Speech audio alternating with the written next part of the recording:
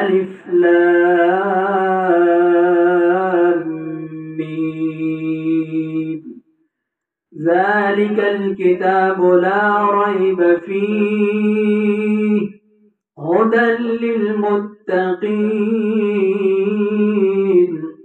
الذين يؤمنون بالغيب ويقيمون الصلاة ومما رزقناهم ينفقون والذين يؤمنون بما أنزل إليك وما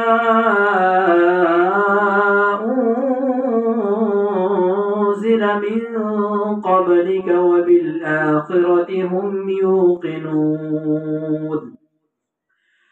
أولئك على هدى من ربهم وأولئك هم المفلحون